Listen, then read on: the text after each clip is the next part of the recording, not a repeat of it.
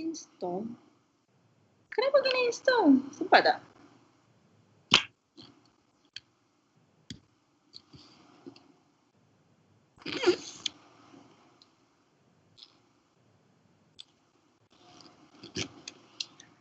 Oh, sempat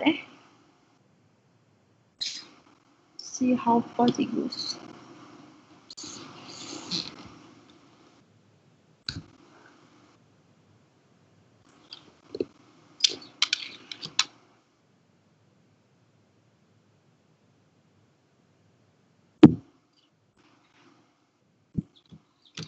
Oh, lambat. Is it correct if I write both provide student names and provide activity name instead of register only?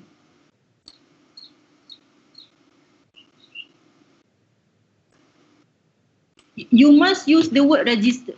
Register student names. Then that's okay. Register anything lah, but the register word must be there. Because the line shows relationship, and the relationship occurs when there is a verb action happen. Okay.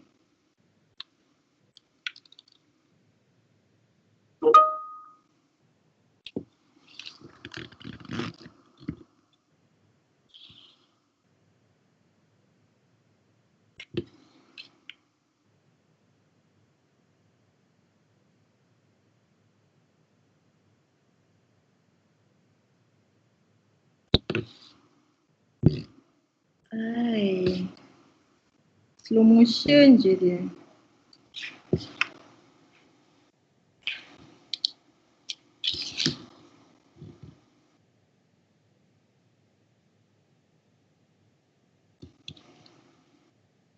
Oh, before I forgot.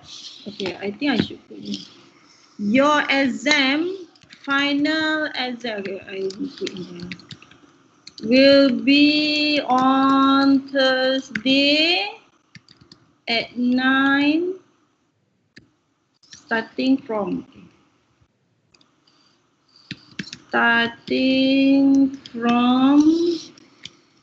9 p.m. until the duration mentioned in the question paper.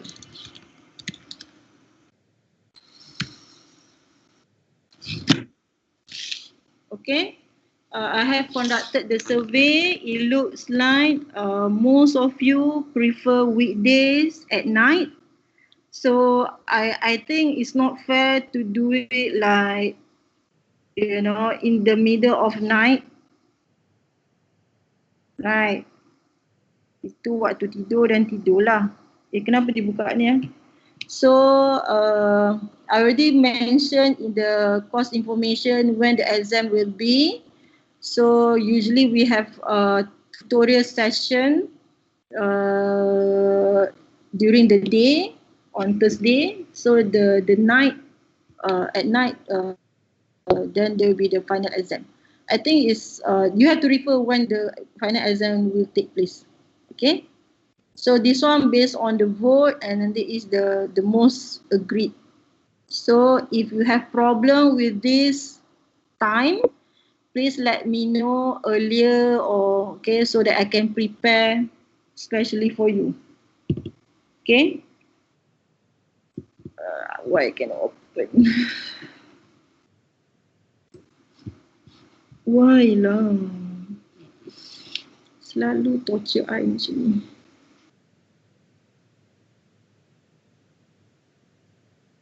Okay.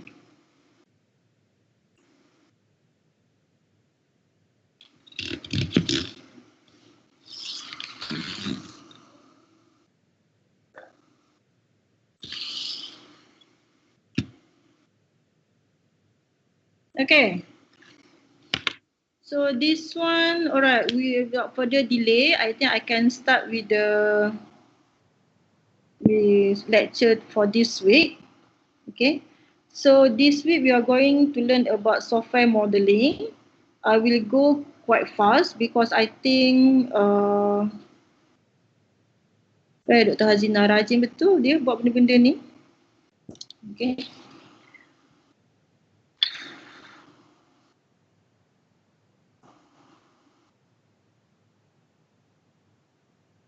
Okay, alright. So for software modeling, I will answer your question later. Alright, for today we are going to learn about software modeling, especially the processes, because it's evolved over the time. It's very critical to know all of this so that you know what software life cycle or software methodology or software model or software process that you have to use for your FYP.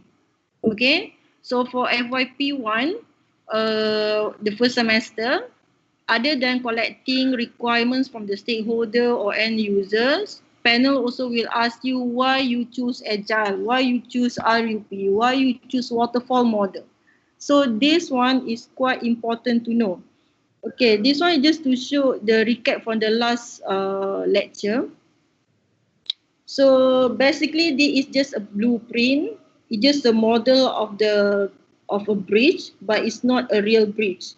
But from this blueprint, by right, the contractor, the worker, are able to develop, to build up, to construct the bridge. Okay, so this is what we are doing for this course. We develop the design, and I'm hoping that it's easier to develop by the developer later on. So our design should be reliable and thorough enough to help the developers. Okay, so in the software development process model, it's about processes. What are the processes that you have to conduct, to go through in order to produce a system, to develop a system? The basic one is a waterfall model. Okay, so we have business modeling, requirement gathering, requirement analysis, system design, implementation, testing, and deployment. So is this a real software process? So it is not a real software process, but more towards the abstract representation of the software development. Every single of these box represent very detail of action that must be taken by the designer, the system analyst, the developer, and also the testers. Okay, so this is the abstract representation of the software development. Okay, a structured all of this a structured set of software process. We call it the software development process model. It's a model. Okay, it's an abstract representation of software processes. So these are the things that you're going to learn for this lecture. Okay, there are so many models currently available. However, regardless what model you have chosen, you must have these four basic processes: specification, design and implementation, validation, and evolution. This is the fundamental of any software development. You must go through this. If you do not have validation, it means that you do not follow a proper software development process. It means that your software is not reliable, it's not a good software. In order for you to achieve the four fundamental feature of a good software, one of them is a maintainability. Of course, you have to make sure that your software is validated, right? So we have four basic software process here. I boleh conteng kat sini. Boleh. Pasal undo je. Kita tak pandai dah. Okay, never mind. Alright, so you have four basic software process: specification, design, implementation, validation, and evolution. So this one, you will map it with 1, 2, 3, 4, 5, 6, 7, 8. 8 boxes that represent the abstract of software process. So the specification in the waterfall, it covers business model, requirement gathering, and requirement analysis. Okay, here, even though you say that, okay, I'm in the business model phase, okay? So what you have to do? So this is the detailed process that you have to go through, okay? Same goes to, okay, design implementation is quite straightforward lah. Design is a design, implementation is implementation, okay? And then we have test, and then deploy and maintenance, right? So here are the description of the business model, requirement gathering, requirement analysis and design, and implementation. Okay, so for the business model, this is very critical. This is what you are doing right now for your software modeling project. You are developing the business model. You are trying to get the requirements. Before you go for the requirements, you talk with your friends, your group members, what you want to do, what issue that you want to solve. This is the, basically you already think about the end users in general, and then use cases, or maybe actions. Okay, at this point maybe you don't understand what does it mean by use case. Okay, so you already imagine some of the major activities that your system should be developed later on. All right, so you now, I'm telling you, now you are at the business modeling phase for your software modeling project. Okay, so once you are clear what you want to develop, what issue that you want to solve, then next is requirement gathering. How do you get the requirements? That is why in the fill-out form, this is what I want to know. Are you going to search through newspaper? Are you going to search through conference papers? Are you going to search through Facebook? Are you going to interview some people? Are you going to ask, at least ask, you do not interview as a formal interview. You maybe, are you going to observe how the system, the current system work? That one is a base observation. So this is the requirement gathering phase. This is very critical so that you know what you want to solve. You cannot develop the whole complete, like, you know, you are not developing a world, you know. So which part that you want to develop? Okay, then later on, once you already submitted to me the software project description, then you go for the design. So when you start to design, then you start analyze every single module that you think that you're going to develop. It's more detailed. Okay, so last is and you got implementation. In your case, you don't have implementation lah. Okay, for other subject, let's say, are you going to take web development? I'm not sure what subject you have. Let's say you have you develop a website, web application, and then you develop blah blah blah blah, and then after that you have to conduct a test. So again, in FYP, final year project, there is one big chunk of mark that cover testing, which most of the students hardly to conduct because they do not have time to develop. Okay, if you want to score A, I always say this to second year students. If you want to score A, please make sure you develop your system during semester break. That is the only time. Because once you test your system, you do not know what the stakeholder wants. You do not know what error you will come out with. All right. Testing will help you to improve the second version of your software development. You cannot do that within 12 weeks. Even though we have 14 weeks for FYP2 development, you only have 12 weeks to develop, to test. I don't think so. I don't think so. So far, my students who managed to get A, those who develop during semester break. You have a long semester break, and then develop lah. Janganlah pergi dating je. Kan? Nak dating apa ni PKP ni? Itu pun tak buat juga. Tengah marah my own FYP student. Okay, and then we got deployment. Okay, this one is the server part. If you claim that your system is a web-based system, then you deploy lah to the server.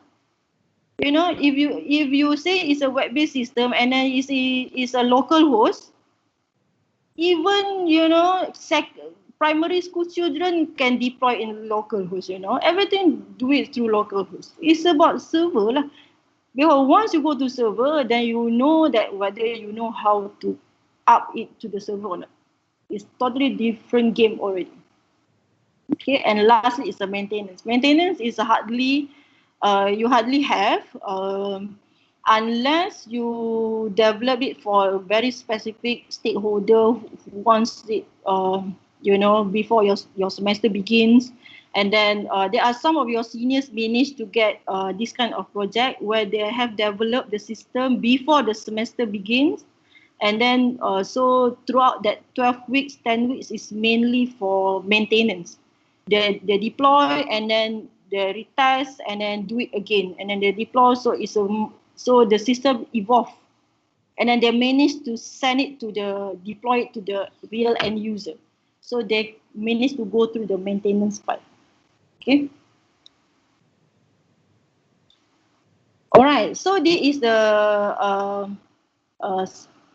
sub-processes activities involved in the specification. It starts with the visibility study. Okay. That's the difference between, that is what I hope from your project. Most of the time, project require visibility study. Visibility, whether it's visible or not to deliver the project.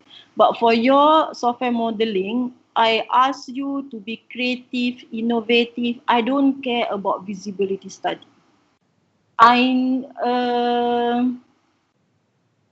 If everything must be visible, then there is no such thing as wireless network, because everything started with the invisible. So, and then I know, but then if you go to the real project, of course, because it involves money, blah, blah, okay, you have to start, you need this visibility study. Okay, once you have this study, then you have requirement elicitation, you talk the end user and then got the specification. Okay, if they say that I want my interface looks nice, easy to use, then you have to ask them, what do you mean by easy? Because your understanding of easy is not same as what they want.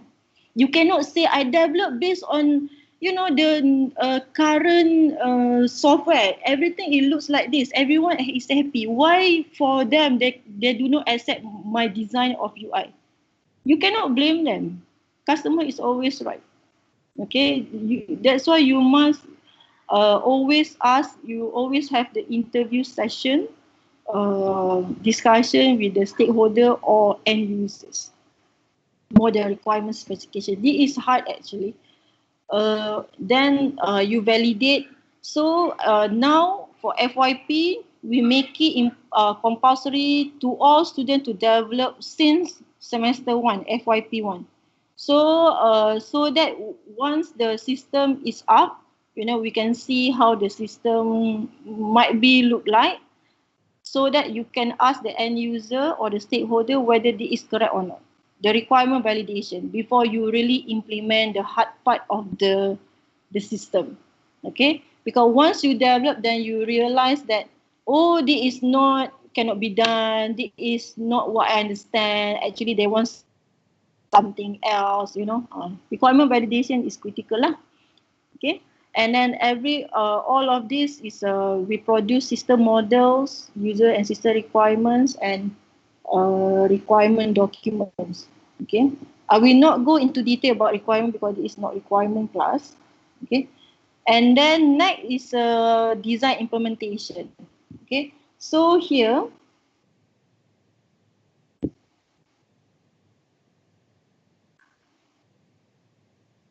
you have design input, okay, and then you also have design activities and design output. So what is this? Input is always data. What is your data? You must have data. Okay, other than data is the requirement specification. What is your requirements? Okay, and also platform information. Platform information is more like the technology involved. Okay, you want to build something like very like state of the art, but then your end user, your stakeholder wants it to be in Fortran. Then your specification, your development must be based on Fortran. You cannot have like something like Python state of the art, all the thing can do. Okay, So that's why this is the basic inputs, right? In terms of data, in terms of the specification, the requirement specification, and also the technology side, we call it as a platform information. Okay, and then you go to the architecture design, interface design, component design, database design. So all of this you will learn it in using UML. Okay, so except for database design you learn it in the database class.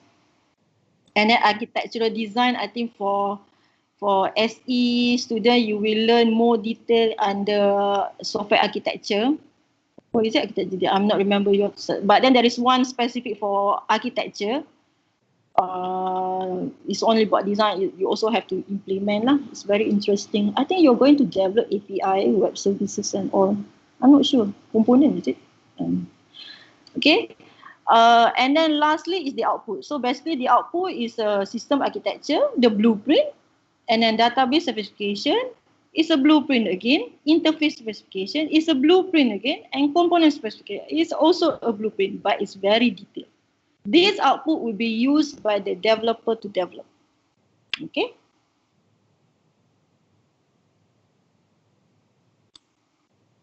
Kita nak pergi sebelah. Okay, pula tadi. And then last, the next one, the second last is a validation. It's a testing part. This one, I'm not sure whether you're going to have me or not, because I'm teaching the subject system testing. We have component testing and then system testing, acceptance testing. The easy one that all computer science students must know is acceptance testing, accept by the end user. How do you know the end user accept it or not? First, through questionnaire, survey, you give the system and then they run it and then you give question and they answer. And second one is through observation. You look at how they use the system and then you can see whether it's easy or not, blah, blah, blah, blah, everything. And then or the third one is through interview. Okay, so they use it and then you interview some questions so that you will get more detailed feedback. They can accept the system or not. Okay, but now other than this, we also have the API testing, because now most of the systems started to use API, right? Reusability. And last one is the evolution. Okay, so evolution more on the second version. And how are you going to improve this existing system? Okay, in general, regardless what software process model that you're going to go, actually it divided into two. Okay, one we call it as a plan-driven processes. Another one is the agile processes. Okay, now currently we are towards agile processes. Okay, however, regardless, because it's a interleave overlap with each other, you must know it comes from waterfall model, incremental development, or reuse-oriented software engineering.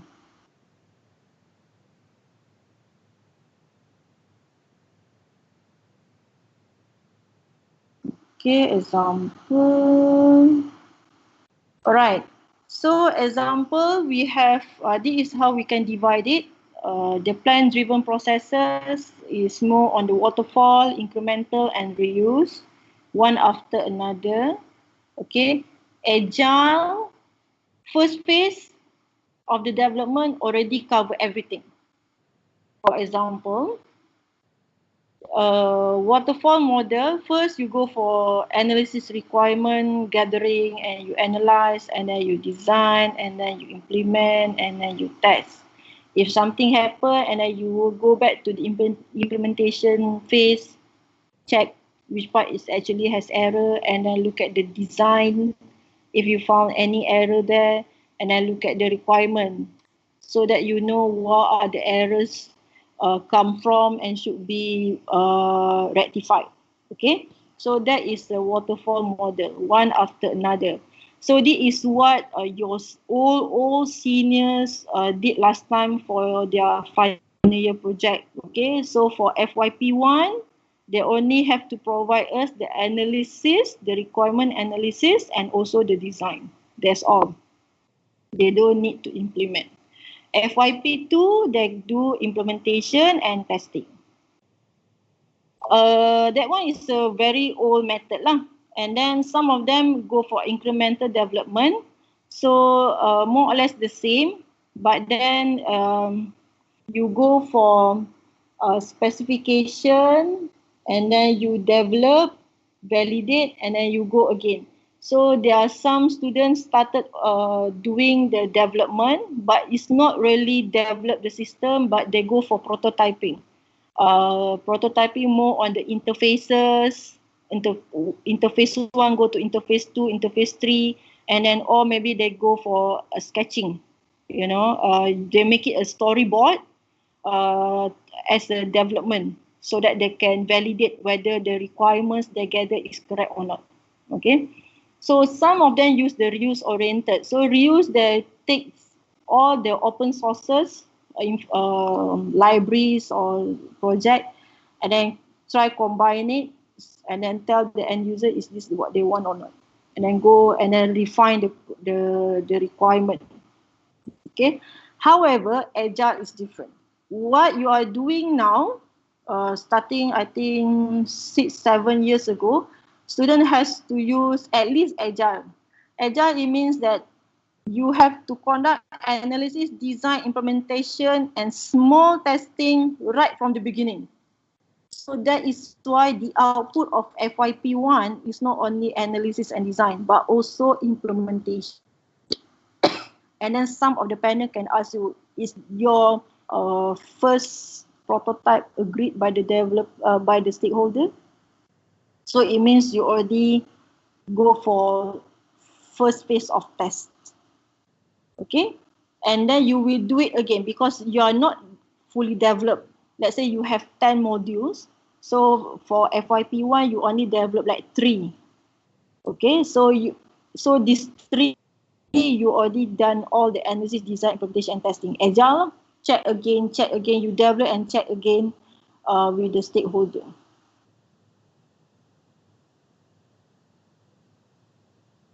So this is how the Gantt chart looks like, right? So this one is very, okay, Gantt chart, I know that for AI, student, network, they don't really care. They just like, buat je lah, you know, kan. We already know what we have to do and we develop. But for IS and SE, Gantt chart is critical. Because Gantt chart will reflect your agile process. Agile, some lecturer will ask what kind of technology used for agile. They got Scrum, Kanban. So all of this is the timeline. So it must properly done. You cannot simply do the development based on your mood. You know, you got error. Okay, let's stop this module. Go to module that cannot be done. Everything must be in order. If you want to change it, you change it in a Gantt chart so that your other friend or other developer knows what's going on. And then when you deliver to the stakeholder, if something happened to the module 1 that you got stuck before and you don't have mood developed, then you can say, we managed to develop module 1, however, it has this limitation because you can mention that during the presentation, you know, during the deployment. That's why the documentation is very critical for software development. Okay, because if you develop one small project, then it's okay lah. You remember everything, right? If you talk about, let's say, your final year project, at least 3 members, even 2 members, then you already have conflict already. You will get conflict and you need documentation so that you remember what's going on. Okay. And then, okay, this is the nature of the waterfall model. Right, I will not go into this. Please read. The good thing about waterfall model, we still use it until now. This is the incremental, and then this is RUP. Okay, so I want to, okay, because we are in the software modeling in this course, we are going to use UML. UML actually based on RUP. RUP, instead of using this word, they use inception, elaboration, construction, and transition. They have 4 main phases, and their phases name inception, elaboration, construction, and transition. So what does it mean? During inception, you must acquire all the requirements using the use case diagram. You already start design, and then you might have implementation using prototype, and then test it to the what you call that, stakeholder. Okay, so this part.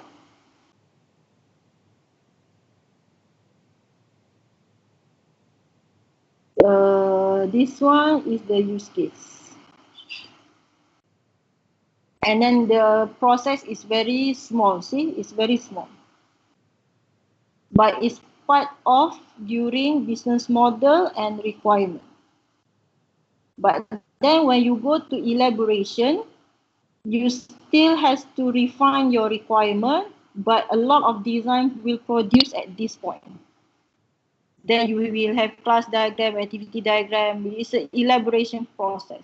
It divided into E1 and E2, it depending on the project. Okay, but elaboration process or elaboration phase. Okay, so as time goes by, when it goes to construction, you can see that the process model is very small, but it's still there in case you change the requirement.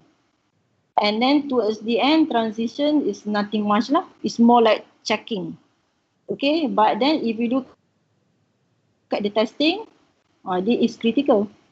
See, and this is the deployment phase lah. And then all in what phase you are in, you still have business model, requirement,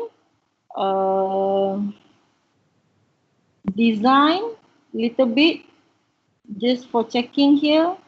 Let's say this implementation still has, and then deployment. Okay, so this what you call that, this color represent all this color, how big the color is, represent how many activities at each level. Okay, if you look at the construction, so the design is not so much, of course lah, because it's already confirmed. Okay, it's more on checking, making it tally with your implementation.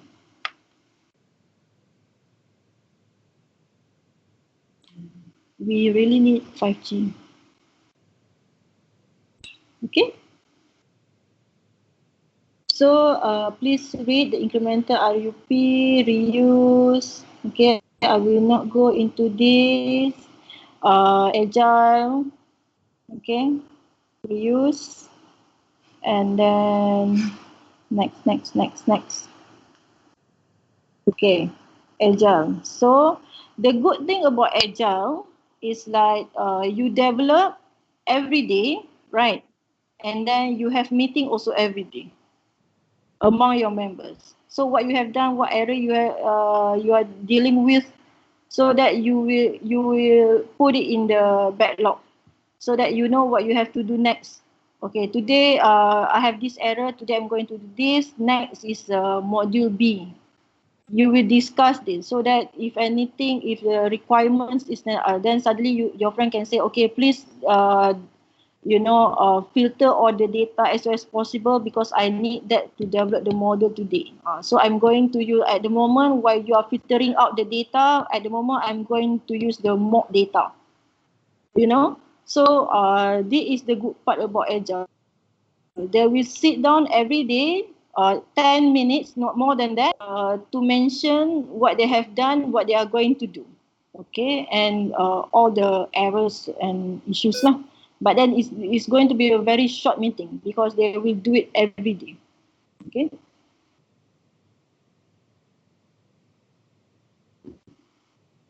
Okay. So my question is, you have developed a small project in semester 1, first year semester 1 for your fundamental of programming, okay, using Java. In your opinion, what kind of software process model that you have conducted? Jawab sikit. Please answer.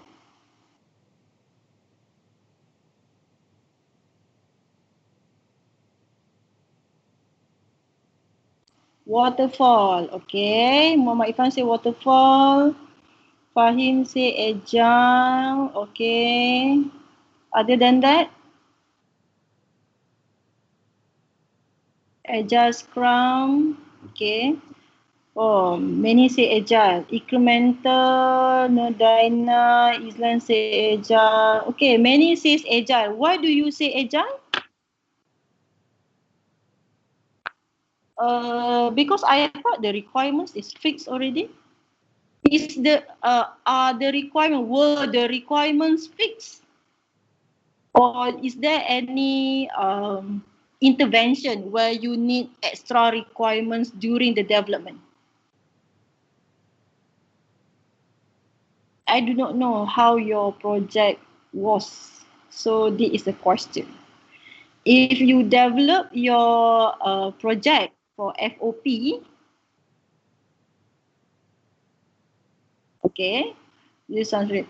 If you develop your project for FOP with fixed requirements, I mean you really rely on the project briefing, the description given by the lecturer. It means that you are not using agile. You were using waterfall. You have the question. Okay, this is the scenario. I do not know how did you conduct. This is the scenario. You got the question from the lecturer. You read the question, and then try to understand. Right? You take out all the important information, basically the analysis level, and then if there are any things that you do not understand, you will ask the lecturer. Basically, your lecturer is the stakeholder, and the lecturer will answer your question, so to ensure that you understand. So once you understand that you want to develop, you start design. I know that you do not design it on the paper, but you already design it on your brain. Your mind started imagine how the interfaces look like, isn't it? Then once you quite clear what the interfaces in your mind look like, you know what's next, what data to key in, what the output, blah, blah, blah, blah, and then you start develop. Right. So when you develop and then you check with your friend, maybe it's a group project, and then you check with your friend. Is it correct? Have you done this? And then you develop. Is there any requirement gathering again in the middle? Implementation and implementation. Actually, said something very okay. The whole process of you getting the question from the lecturer, you analyze by yourself and then get confirmation from the lecturer. That is analysis. Imagine the imagination of how the system looks like in your mind, or whether you draw it on the paper is a design. Okay, and then after that you develop and you test, you develop and you test, you develop, you test. It's just between these two. Okay, this one is a waterfall. It's a waterfall. Basically, you do not really, what you are doing, the test and develop again, test and develop again, is not testing. That one we call it debugging. You debug. Sometimes you got error, okay, you fix lah. Sometimes you don't get error, but then the output is wrong, right? Or maybe usually you key in number 2, suddenly you try key in number 100, and then you got errors. That one still debugging. Testing is you test, you send it to your lecturer, and your lecturer told you that this is wrong, this is not enough, you have to do something else, blah blah, remodification, modify. That one is testing. If you as a developer and you the one who test, or among yourself, among your friends, that one we call it as a debugging. External requirement that's not asked in question. That's why I'm asking you. If that requirement, the external requirement that is not in the question, when did you ask? Is there any intervention in the middle? When you develop, you finish module 1 or module 2. And then suddenly you got stuck with the module 3. Right? You go back to your lecturer and then you ask your lecturer and your lecturer give you extra requirement, extra information. That one agile. You see? So that's why I'm asking you. I do not know how your project. So every group in the FOP has different methodology, has different software model process. It depends on your nature of the. If you just implement, you got the information and then you analyze I have to do this blah blah, but you really focus implementation and testing. Actually, we call it as a prototyping. You prototype, implement. You don't really care about analysis. You understand your question. You understand the project by develop. That is prototyping. But the project start with the extra requirement. If you already started with the requirement, whether it's extra or minimum, then it's a waterfall. Unless, because I know that some groups are very, always ask lecturers to get more information, to get more requirements from the project. That one, yes, it means that you are doing agile. You develop, okay, doctor, I already developed this one. Is this correct? Do you mean no? You try to get more information, not only to ensure that system correct, but also is there any other requirement? That one agile. This is what you are doing. You are going to do for your FYP with your stakeholder. Okay, I'm not sure about vaguely one or two things that won't give you full mark. Okay, but then I'm talking about the process. Okay, all right. Okay, actually there is another one module which is very critical. I'm not sure whether we have time or not. I give you 2 minutes to break.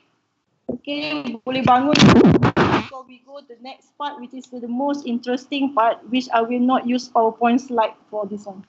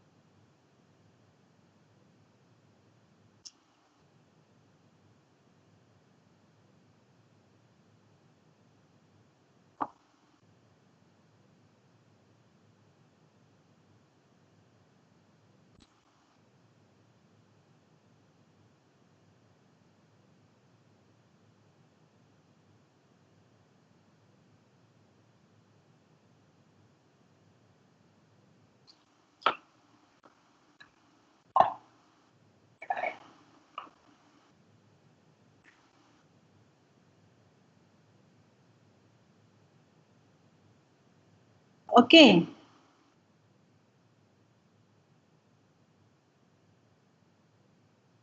Oh, baru 10.26.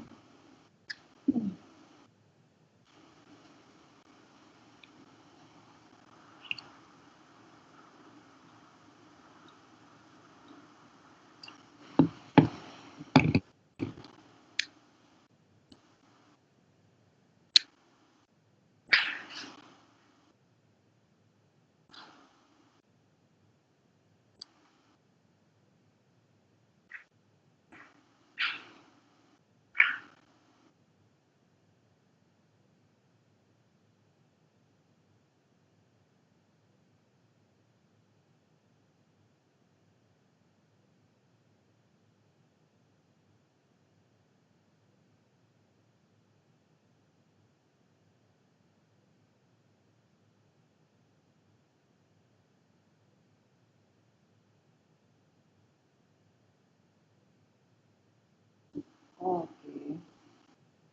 It's nampak ini juga.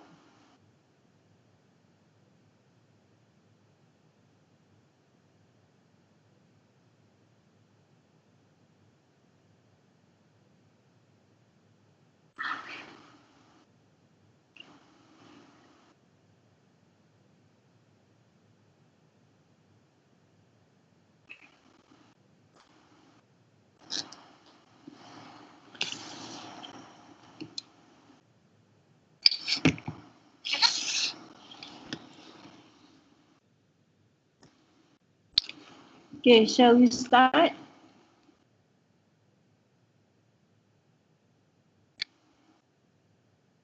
Alright. Okay. So, for the past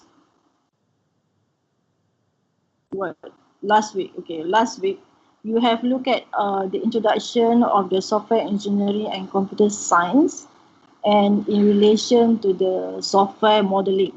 Okay, just now we have looked into how the software model fit into your software development, and then you understand by now, by right, you understand, you have the motivation on why software modeling is required, necessary, important in order to develop a system. Okay, so because starting from now onwards, we are focusing on how to design the software that you're going to develop. Okay, so if you can recall, in the software process just now, it's always start with the requirements. Regardless, they call it as a business modeling, and then requirement, or maybe start with the analysis. Everything is all about specification. Everything is all about requirements. Everything is about what exactly we have to develop. Okay, the question is about what. Okay, so in software modeling, we can visualize this using use case diagram, because all the documentation under requirements is all textual. Okay, even in the business model also is a very textual, and we know that visual is easily understood by both parties. You as a designer, system analyst, the developer, or the stakeholder. Because we know that the stakeholders comes from many kind of people, especially if they have lack information, lack knowledge on computer science. So things that they want is hardly for us to interpret. Okay, so this is the process where to ensure that whatever they want is the one that we are going to deliver. Okay, the use case diagram is used to demonstrate the high-level functional requirement. It's about functional requirement of the software from many users' perspective using use case notation, which is the Eclipse. Okay, so this is the Eclipse. So you are going to use this a lot. All right, and then we are talking about functional requirements. Why? Because we also have another term, we call it as a non-functional requirements. Functional requirement basically all the functions that the end user will use. Okay, the non-functional requirement is the requirements that how the system should behave, right? So that one is another story lah. Okay, so at this point, when you talk about use case diagram, the first thing in mind that it must have this eclipse, all right? And then it's drawn as ellipses. Why I keep on saying eclipse? Huh? Never mind lah. With a name and in or below each ellipse. So usually we put it inside. Okay, but then sometimes we put it below. It depends, because it depends on the tools that you are using lah. It represents a major piece, the word is major, piece of system functionality. It must be verb followed by noun. Okay, this one, if I get answer from you, start from noun, I will go to your home and kick your ass. I hate it so much. I don't understand. I do not know how to say anymore. It must start from verb. In Malay, we call it kata kerja. Apa lagi? Apa nak cakap? Perbuatan. Apa lagi nak cakap?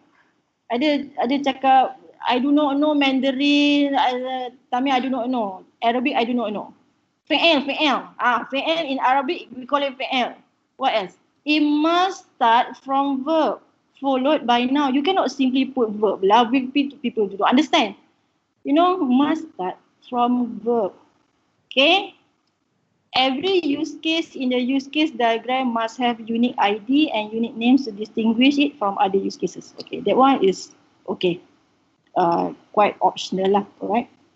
This is the example. Usually we just put like this. And then you register subject. Like this. That's it. Okay. And then another thing that you must remember this one. Please be sure that your use case shall only have 3 to 12 activities within it. 3 to activities. Okay, what does it mean? This is what does it mean by 3 to 12 activities. All of these, we call it activities. Okay. I think in flowchart we call it as process, is it? No, I'm not sure lah. Something like that. Okay. So if you have a use case, name register account, so you must enable to explain. Enable to explain. How? By having all of this. You can explain. If you say that your use case name, I don't say this is wrong, okay? For example, I have a use case lecturer. They call it as a print document. For example. So what are the activities involved?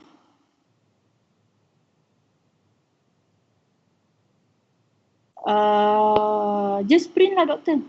Click the print button, that's all. Then it means you cannot have this as a use case. Get me? Okay. Is use case one register account is suitable in terms of size? Yes.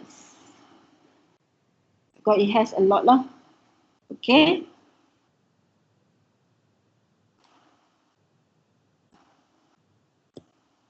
There are other situations where you are allowed to have less than 3 activities. That one we will learn it in under another part, which is include and extend. Okay. Another one that I have to remind you, I think it's not in here, I think. It must start with a small letter. This one I do know, because I think this one with the ID. It should be register account and then ellipse. See, this one is verb and this one small letter.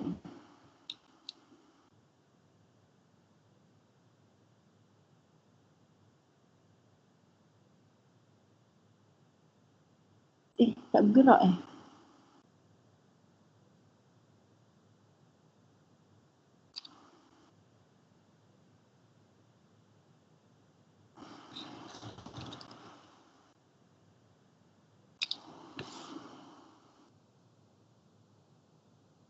Okay, so please remember this. It's very simple. That's it. It's how does a use case look like? You must use an ellipse, and then it must start with a verb followed by a noun, and then how it is written, we use small letter. That's it. Okay.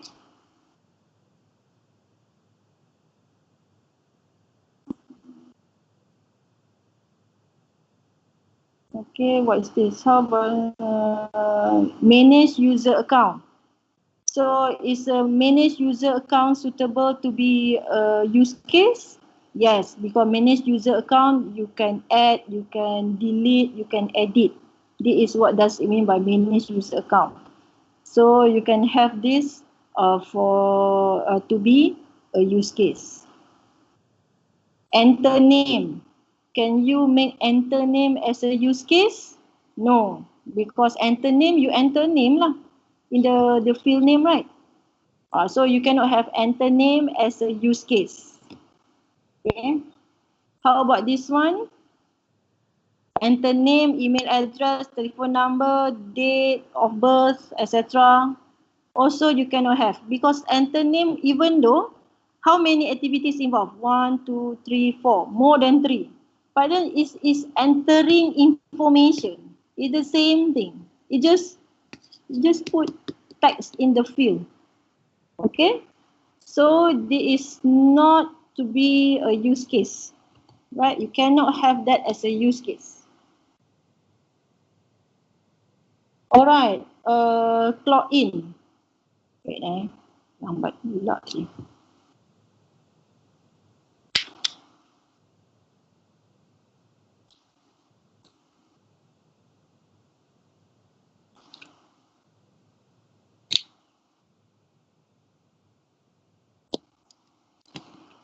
So is it suitable to be as a use case? Yes lah.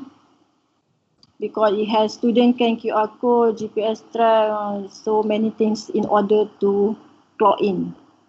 Okay. Alright, other than that is a boundary. In the use case diagram, we have this box. Okay, it's a box like this. So this one we call it as a system boundary. It's drawn as a rectangle around a group of use cases that belong to the same software to represent the scope of the software. Okay, so for FYP, usually students will have 2 or 3 system boundaries, represent 2-3 members in the group. Okay. Another one that you must have in the use case diagram is an actor. Okay, it's a statement, and then statement must be looks like this because last time we are in face-to-face session. So every time I ask student to draw a statement, I do not know why student keep on drawing like this, and there are some like this. I do not know lah. I don't understand. I don't understand this part. Like this, I don't understand. This one, no, cannot. Okay. Your actor must look like a common statement. It's a very standard throughout any tools. If you found a tool with something other than this, it means it's very old tool. Okay, I accept this one. If you use draw.io, it's like this. Okay. So what does it mean? When can you use an actor? So an actor, it represents people, not a person. People, external system or devices that interact with a particular use case or use cases. Okay. Person with one job title may play the roles of several actors. If 2 job titles need to interact with the exact same set of use cases, combine those 2 job titles into 1 actor. Yes, Nurul Hanina, the UC2, the ID is not compulsory. We expect just a normal use case name. Register account, register student. Okay. And then it's placed outside. Alright. So the actor, it should be outside of the system boundary. Okay. So these are the example. You can have customer, parking attendants, payment processing system, parking bar. For this one, this is not the name of the system. This is the system use the developed system. Okay? So you have to remember that if you want to develop a system named payment processing system, you cannot have this as an actor. You cannot have. Basically, the use case diagram consists of what are the people or external system devices that will use by the system that you want to develop. Let's say you want to develop a bursary system for UM. Okay, bursary system for UM. And then the system allows the student to pay the fee using PayPal. Okay, so you can use PayPal, you can take PayPal as an actor. PayPal is another system, PayPal system. So you can use that as an actor. All right. So another one is a communication or relationship. So now you know that you have actor, you have system boundary, you have use case. Okay. Now we want to talk about this line. Okay. This line represents the relationship between the actor and the use case, or use case with another use case. Alright. It's a line drawn between actor and use case, and then links an actor with the use cases with which it interacts. So it can have more interactions lah. One actor can have more interaction, more than one association. Okay, let's say customer can register account, can pay by e-wallet. So you got two lah, right? So another one, this one is you seldom see in the PowerPoint slide lah. This is left, right. This is right. This is the major one. Main or major actor. This one is supporting actor. Can you put payment process here? Yes, but then it will be what we call it. It's not hard to understand. It looks like a payment processing system is as important as customer and parking attendants. Most of the time we put on the left, and then the supporting one is on the right. Okay. So basically, for today, we will not go into detail about the association. For the time being, you must know that use case diagram consists of actors, use cases, a system boundary, and also association. So, ada example tak? Tak ada dah. Ada. Let's say you have this question. A student, mana tu? Tak nak lah. Student lah. Students can pay fee through UM portal. UM portal, Maya system, the one that everyone hate. Remember? Student can pay fee through Maya system. So how are you going to develop this? So you will have Maya sistem. Kenapa nak sempit juga nak melukis kan? And then what is your actor? Student. And then what is your use case? Pay fee. Asal dah lah tak reti nak buat undo ni.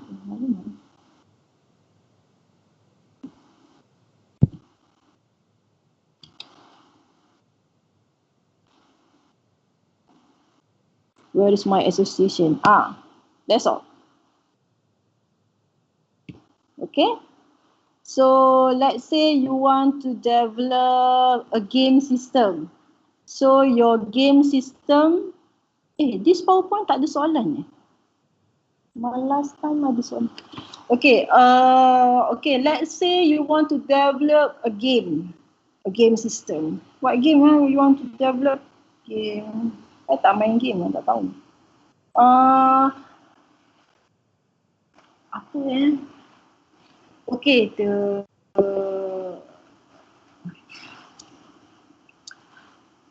reti lah. Game. Nak buat game macam ni. You will have player.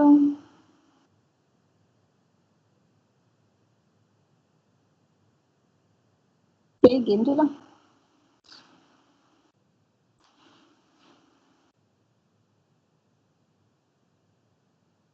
Kan? Let's say lah, this one what? ABC app.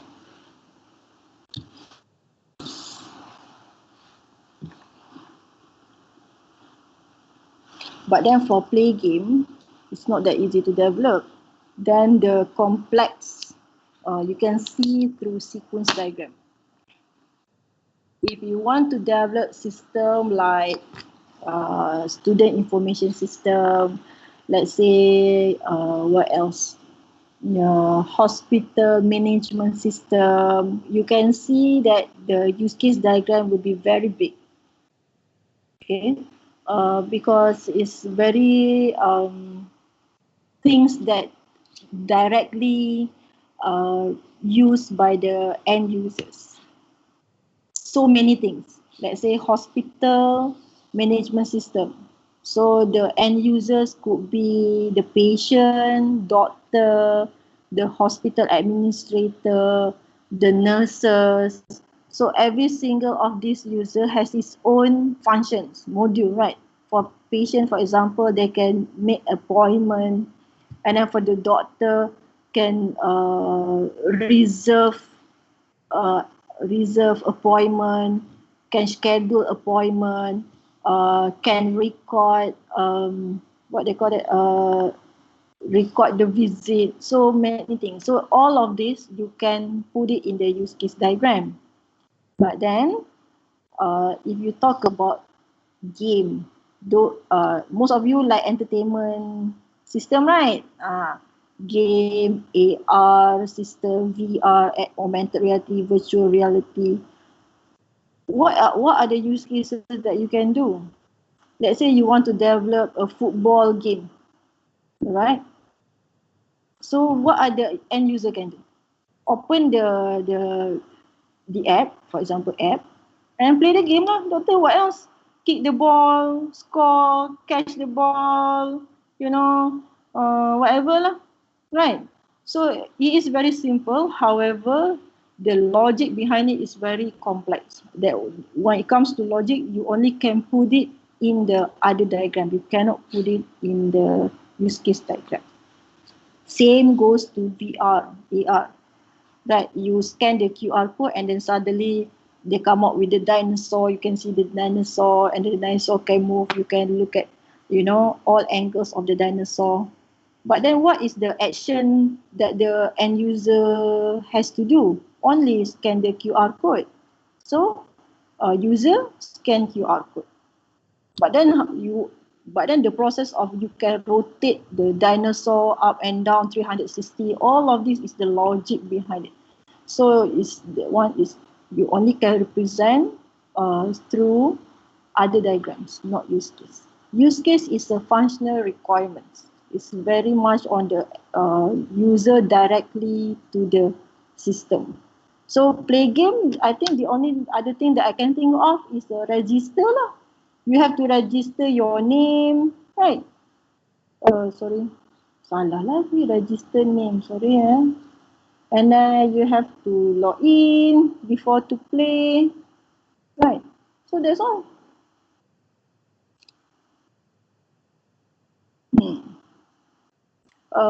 This one is a simple game lah. If I want to talk about simple game, do you have any question?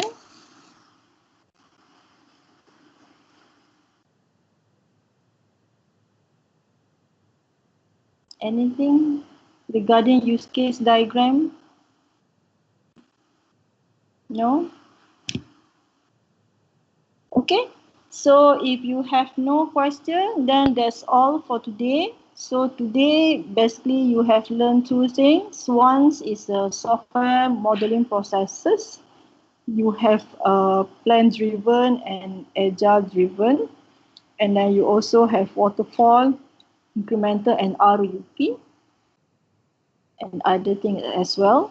Basically, all falls under specification, implementation and design, validation and deployment. Then after that, you have to look at the first diagram of UML and the most critical one, which is use case diagram.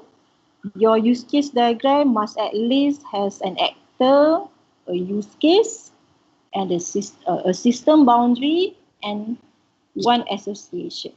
Okay, so that's all for now.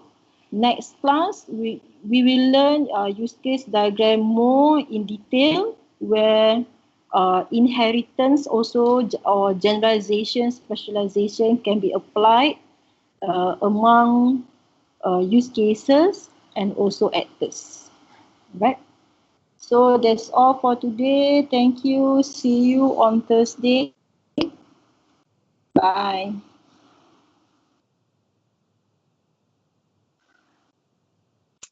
Thank you, Doctor. Thank you, Doctor.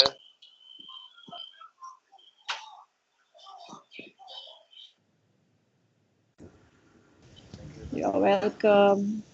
Hey, thank you, Doctor. Doctor, how about the attendance? Susah lah soalan awak ni. I already complained and I did what they asked me to do and still I cannot do it. Still got problem. So I have to call them again. The help desk. No attendance for today. Okay, Doctor. Thank you, Doctor. Welcome.